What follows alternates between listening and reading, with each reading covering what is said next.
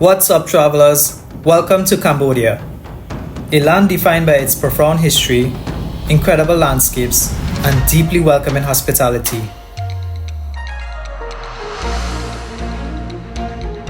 As we kick off this journey, get ready to be captivated by the enchanted Angkor Wat temples, meet some friendly local heroes, taste authentic Cambodian cuisine, and join an exciting cooking class. We'll also explore a floating village, stroll along Pub Street, and discover Riverside Night Market, and even enjoy a hot air balloon ride. So let's dive into the heart of Cambodia's culture and experience its wonders together. We arrived at the impressive Techo Airport in Phnom Penh, Cambodia. Since we're from Hong Kong, our only flight option was to Phnom Penh Airport, not directly to Siem Reap. Our plan was to travel to Siem Reap upon landing, and we arranged a luxury car transfer for the journey. On this drive, you'll experience two unique local experiences. Like this local insect market, I must admit, as much as I wanted to try the insects, I just couldn't bring myself to do it. However, the place smelled incredibly enticing. The journey takes about 5 to 6 hours, with stops for restroom breaks and snacks along the way. We picked up some local dried fruits before continuing to our next destination.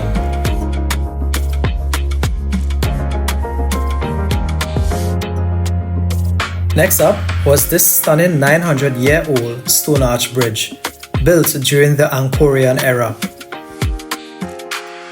It's one of the longest cobblestone arch bridges in the world. While we could have taken a domestic flight to Siem Reap, we opted for this journey to immerse ourselves in Cambodia and its culture.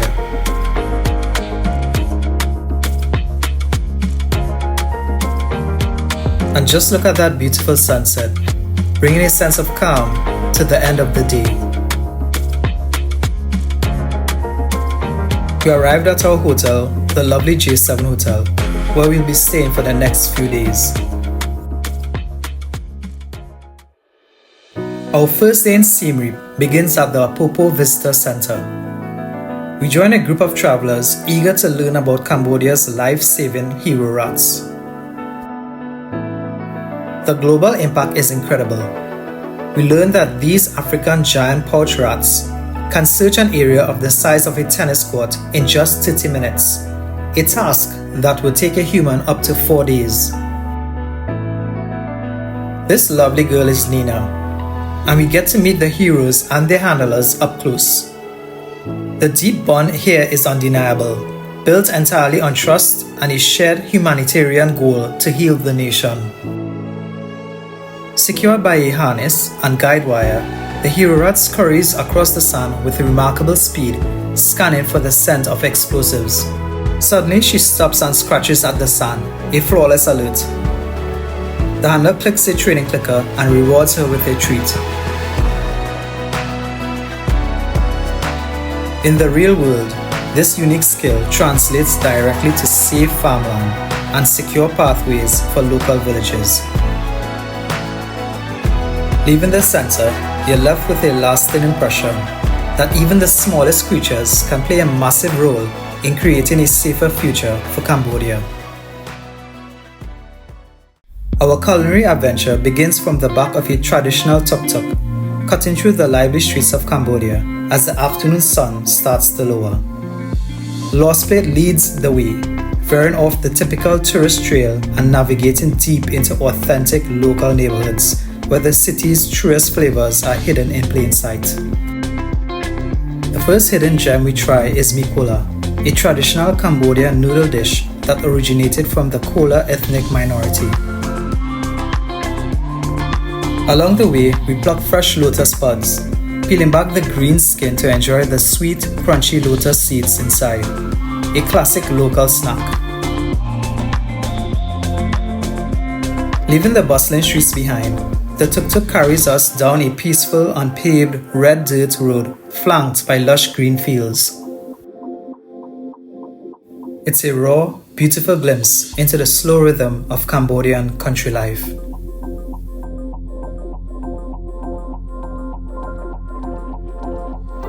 Following our walk through the fields, we are welcomed into a traditional local stilt home to experience true Cambodian hospitality and home-cooked dishes. As our hosts shared knowledge about the dishes, we all gathered around the table, excited to dive into some truly authentic and flavorful recipes. We even learned the art of unwrapping our rice from its perfectly folded banana leaf cone, adding a beautiful tactile element to this intimate meal.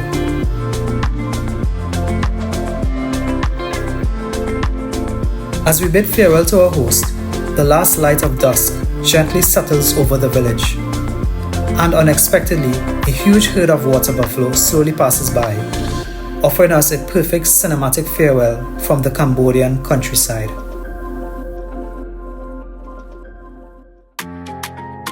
Climbing back into the tuk-tuk, we leave the quiet dirt roads behind for our next culinary chapter. The local barbecue setup. Think of it as more than just a restaurant. It's a lively traditional street scene. A large open charcoal grill is packed to the edges with marinated pork and beef skewers, sizzling and sending up thick clouds of fragrant smoke into the air. Topped with a quick drizzle of sweet savory sauce and a handful of pickled cucumbers and vegetables, it's a heavy, deeply satisfying local sandwich that sets the perfect tone before the night's main event. With our appetite thoroughly kicked into high gear, we climb back into the tuk-tuk for a short ride deeper into the center of town. Suddenly the streets open up and we are fully immersed into glowing neon lights, music, and the vibrant energy of the riverside night market to explore the rest of Cambodia's street food staples. To end the food part of the evening, we head over to a lively yellow street cart that serves up delicious sweet treats. See how they skillfully fry the thin dough on a hot girdle, fill it with fresh bananas and drizzle it with some chocolate sauce, then roll it up into a crispy, warm dessert pancake. The ideal treat to savor while soaking in the lively atmosphere of the night market.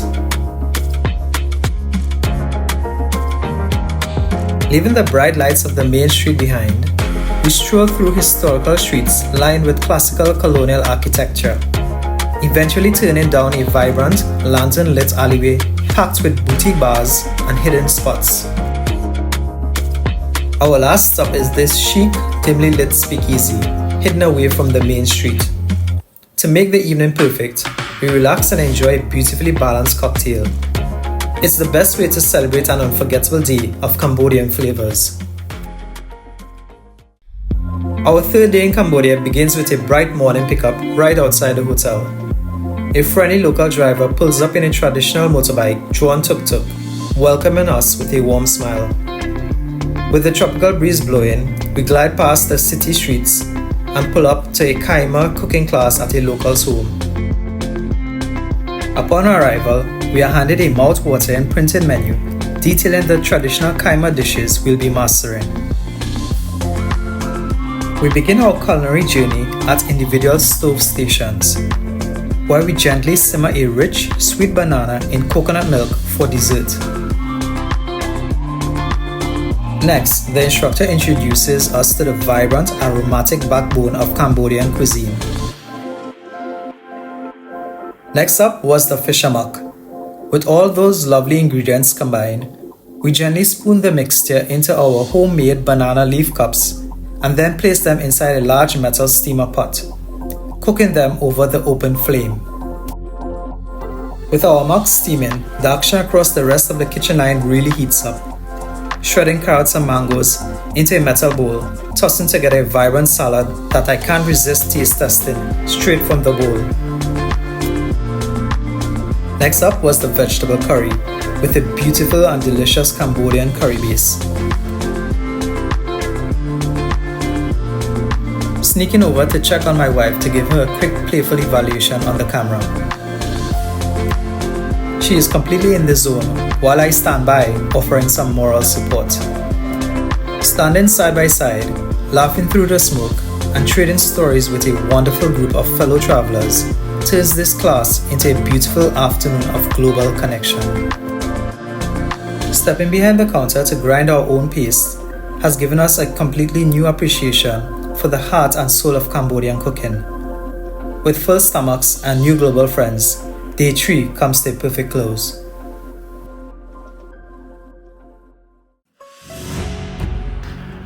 Our fourth day takes us beyond the familiar stone monuments of Cambodia and brings us face to face with a living, breathing testament to human resilience, the floating village of Kampong Phluk.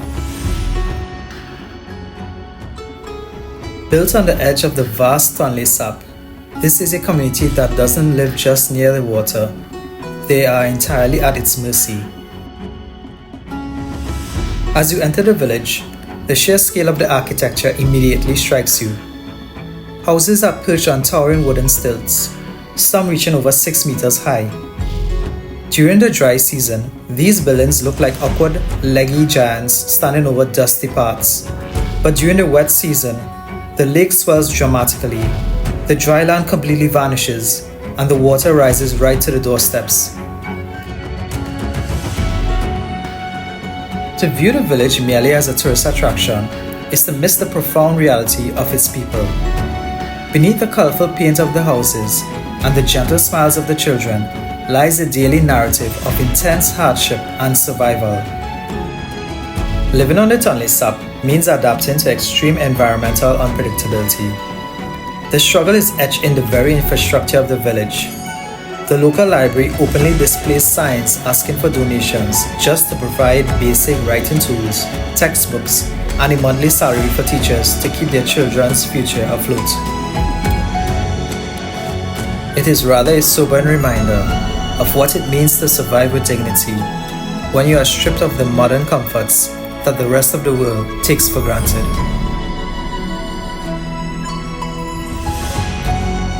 Leaving the main village behind, we transition into smaller hand-paddle boats. We enter the flooded mangrove forest. It is peaceful, almost hauntingly beautiful, acting as a quiet sanctuary and a protective barrier for the village against the elements. After absorbing the stillness of the mangroves, we board back onto the main boat, the engine roaring to life as we head out toward the open lake. The tight canopy of flooded forest suddenly bursts wide open as we venture out onto the horizonless expanse of the Tonle Sap Lake. It feels like an ocean hidden in the heart of Cambodia. As the sun begins to lower and we head back to end our day, the vastness of the lake feels like a mirror to the immense, enduring strength of the people we had just met. They live on the edge of this watery wilderness every single day, matching its unpredictability with an unbreakable human spirit.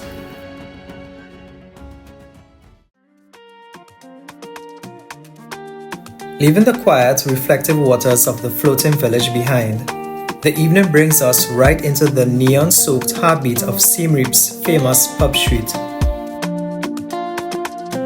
Crowded outdoor restaurant patios line both sides of the street, their signs casting a warm glow onto the pavement as a lively mix of travelers and locals stroll down the center of the road. We stroll through the lively streets, heading towards the Riverside Night Market. Once across the bridge, the path opens up into a cozy market square nestled under trees with soft yellow string lights.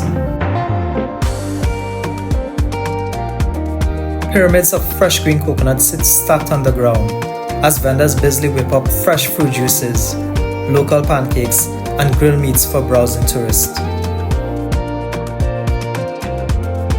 The night market is bursting with color, especially with all the lively clothing stalls.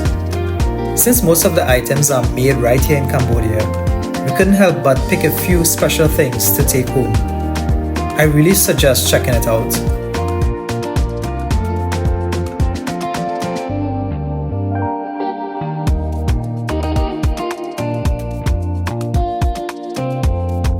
Leaving the busy street behind, we headed straight into this food court. The whole place was just buzzing.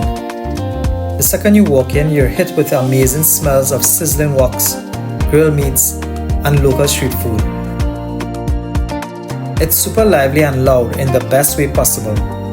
Just this awesome wall of sound with people laughing, clinking glasses, and having a beautiful time. Tables packed shoulder to shoulder with huge, happy crowds of locals and travelers all hanging out and sharing the love for good food. There's such a cool, welcoming vibe when everyone's just kicking back, digging into great dishes, and enjoying the night together. Savoring delicious Khmer food and soaking in that amazing, infectious buzz, we brought day 4 to a vibrant, unforgettable close. Day 5 starts bright and early, emphasis on the early. Our incredible local guide is already waiting for us with a tuk-tuk. Our guide navigates the flow flawlessly, sharing local insights as we head toward our first unforgettable stop. As the sky begins to soften into a cool dawn grey, the iconic towers of Angkor Wat materialize in the distance, casting a perfect reflection across the glassy water. We walk through this huge stone gateway of the temple, landing on the main path as the sky turned a lovely golden color.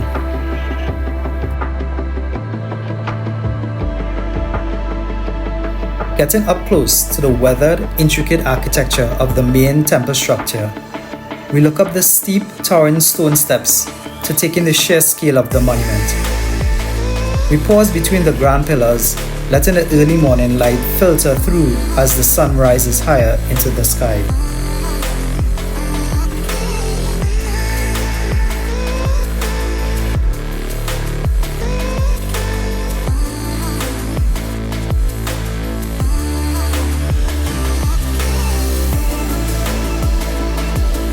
Leaving the first temple behind, we hop back into the tuk-tuk for a daytime cruise down the tree-lined road, arriving at the entrance of our next world-famous temple.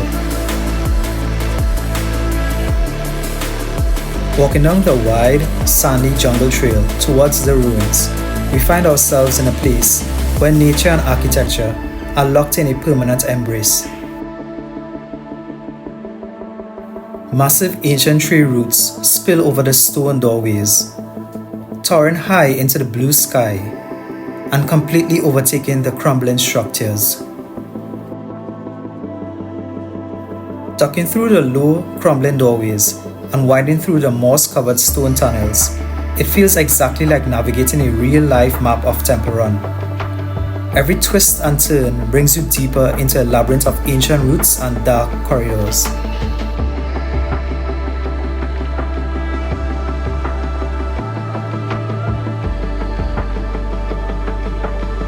Our tuk-tuk takes us toward a magnificent stone gatehouse, the East Gate, also known as the Victory Gate.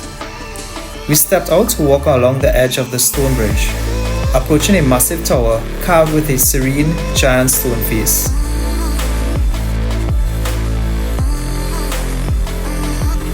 The scale of Bakong Temple hits all at once as we approach. From across the pond, the temple rises up like a mountain of stone. No matter where you look or turn, there's a giant, smiling face carved into the rock looking right back at you. Stepping into the open courtyards, you're looking up at massive pillars and towering multi-phase structures reaching into the blue sky. Walking away from these massive structures, you can really feel the centuries of history built into every single block. And that's a wrap for our temple run. As we cruise out of the ancient ruins and head back into town, my feet are exhausted, but my mind is still processing how incredible this place is. The grand finale of our Siem Reap adventure begins while the rest of the world is still fast asleep. Arriving just as dawn starts to crack, the massive burners roar to life, spitting flames that slowly inflate our hot air balloon against the misty backdrop of the Cambodian countryside. Stepping into the basket, the ground gently falls away, as we soar high above the fog-laden fields, floating into a cinematic sea of morning mist. From up here, the entire world slows down into a breathtaking gold and pink landscape. As the morning light cuts through the dense forest canopy below, a stunning sight materializes from the mist, the magnificent tiers of Bakong Temple. Looking out across the vast waking landscape is such a peaceful, warm, and beautiful moment that really captures the adventurous spirit of this whole trip. But more than stunning landscapes, what truly stole my heart was the incredible soul of Cambodia, its people. They have a warmth and kindness that is truly special, and there's a quiet, inspiring resilience beneath it that earns nothing but respect. Thanks for coming along on this wild journey, and as always, this is Exploring with Joe.